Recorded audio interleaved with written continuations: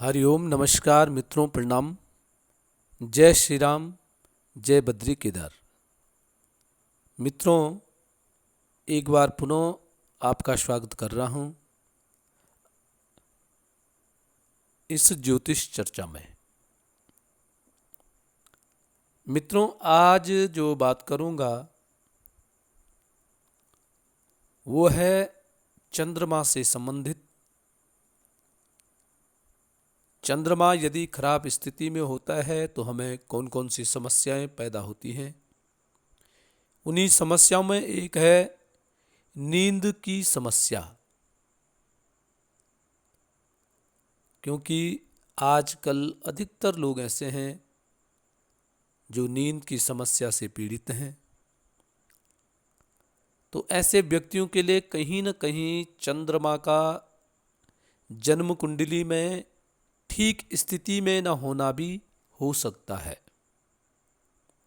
तो मित्रों, आप अपनी जन्म कुंडली में देखेंगे जो इस नींद से की समस्या से जूझ रहे व्यक्ति हैं उनके लिए बहुत स्पेशल है।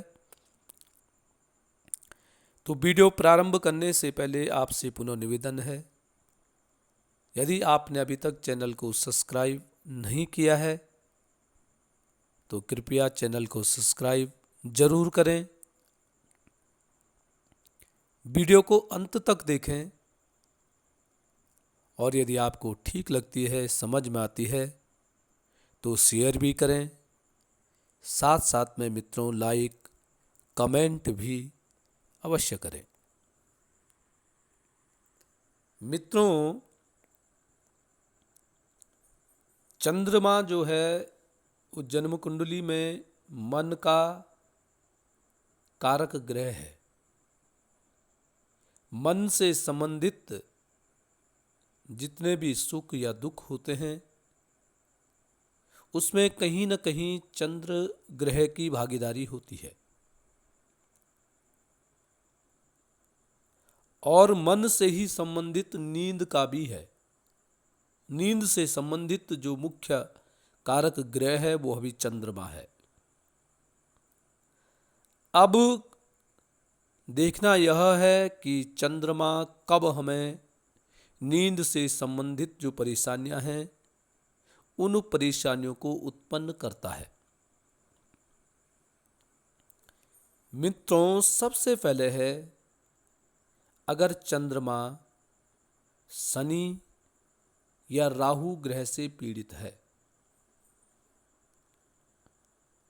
तो इससे क्या होता है कि व्यक्ति का, जातक का दिमाग ज़्यादा एक्टिव हो जाता है।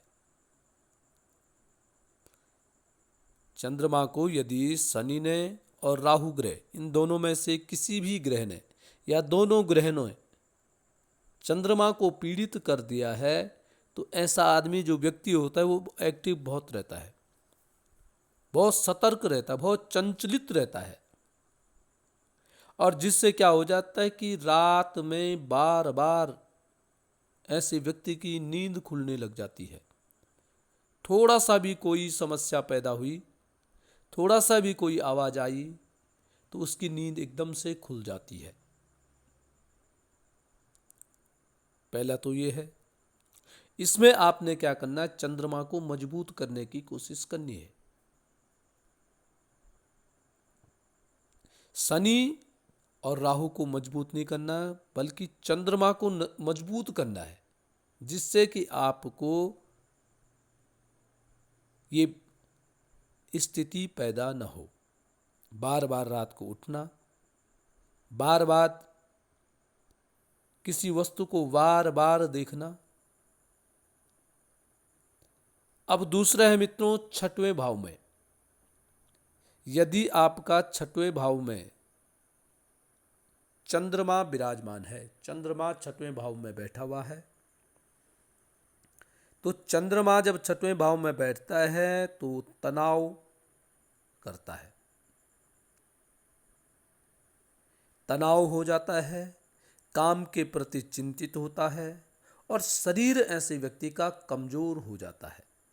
और जब तनाव ज़्यादा बढ़ता है, शरीर कमजोर है, तनाव को झेल नहीं पाता है, तो इससे क्या है, अच्छी नींद नहीं आ पाती है। ऐसे व्यक्ति की नींद खराब होती है। तो छठवें भाव का चंद्रमा भी नींद का कारक होता है।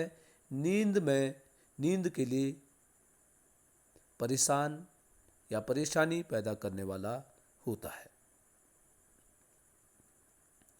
अब बात करेंगे अष्टम भाव में। अष्टम भाव में यदि चंद्रमा जिसका बैठा हुआ है, यह रहस्यमय होता है, या ऐसे भी कह सकते हैं कि डरावने सपने ऐसे व्यक्तियों को ज़्यादा आते हैं, और जब डरावने स्वप्न में आते हैं तो फिर वह सो नहीं पाता है, उसको डर लगती है, सो नहीं पाता है। अष्टम भाव में चंद्रमा ऐसी स्थिति में ऐसी स्थितियां पैदा कर देता है। अब उसके बाद है 12वें भाव में। 12वें भाव में जब चंद्रमा आ जाता है, ऐसे व्यक्ति की नींद तो गहरी होती है, लेकिन सोने में देर लगती है, नींद जल्दी आती नहीं है। उसकी यही समस्या होती है। तो मित्रों, जहां कहीं भी आपका यदि चंद्रमा बैठा हुआ है, शनि राहु ग्रह से पीड़ित है, तो आपने चंद्रमा का उपाय करना है।